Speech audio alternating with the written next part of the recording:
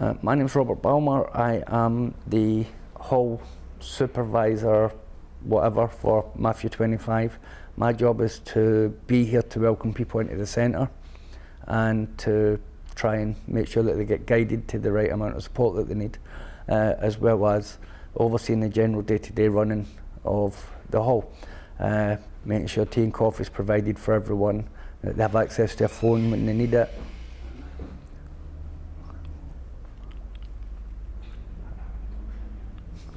That's what editing's for.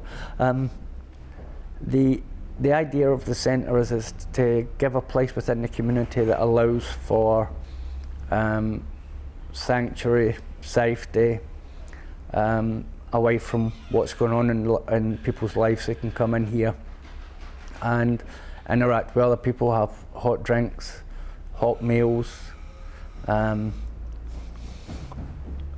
allow the staff to look up any information they might need for their problems, such as dealing with the DSSS or housing department, mental health teams, child social services. A lot of people find out that they're in a situation where they need to access these services, but find that they don't really know what these services access points are, and we have different staff members within this centre that can help them with this.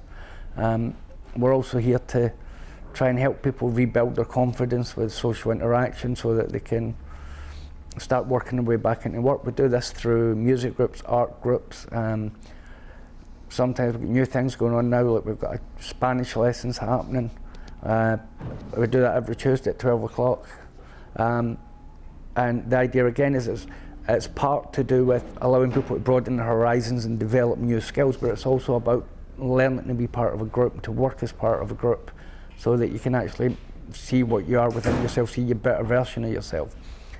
We're always about self-empowerment here, which means it's not about us running around after people and trying to help them. It's about us showing people how to help themselves, the best paths to take to do that. We also, like, same idea with the music group. It's about skills development, social interaction, and things like that. We also have a family group that runs twice a month, and that's a chance for parents living within the community who are maybe single parents and they don't have any free time in the evenings. They can come along here. The kids get to play with other kids in a safe environment where we do creative crafts and things, but it gives the parents a chance to have a bit of a social night, have a chat with each other, get advice off each other to do with parenting issues.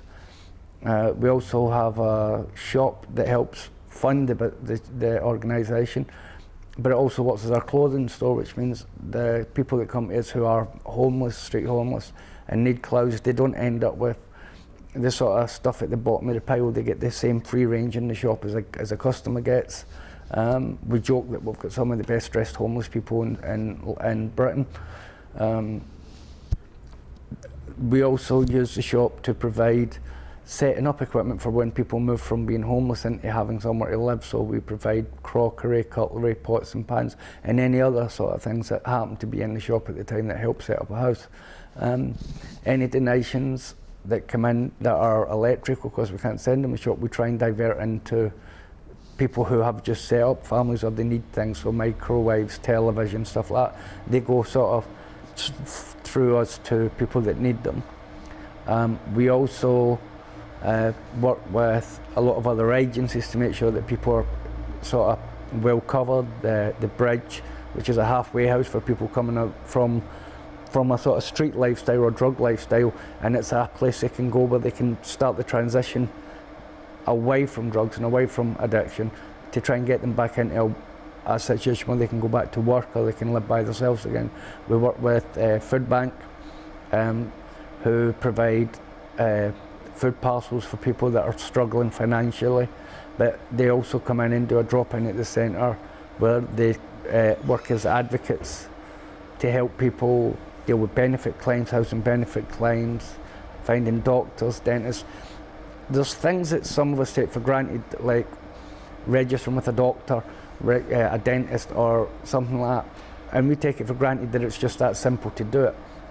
But it's not always that simple if you don't have the permanent address or a link to the area So we try and help people with things like that. Housing benefit forms, we're dealing with some people who, regardless of why, have difficulty in understanding forms, and so they need help to fill them in. And again, advocacy workers like food banks drop in, help them to get to do that. We also try and provide a sensible level of advice. So we don't tell people, oh, that's good, you filled out your housing benefit form, everything will be wonderful, you'll have a house in 2 weeks now.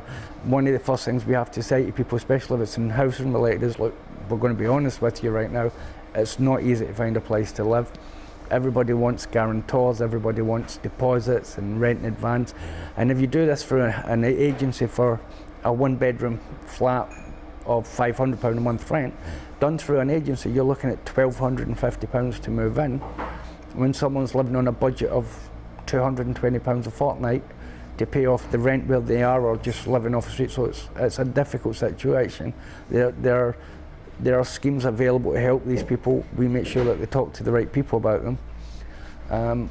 We can help people to be provided with rent in advance, but not with guarantors and such. So it's always an uphill battle that we struggle with. So we deal with a lot of people who are frustrated with what's going on around them, which means that the environment around the centre is important, that it's relaxed, that it's chilled, that people can come in here and they can see people are having a bit of fun and enjoyment, because it helps take the stress off a little bit. The reason I got into this was because I'm an ex-homeless person, I'm an ex-drug user, I'm an ex-drinker. Well, I'm not ex-drinker really, just an ex-big drinker. I'm now medium.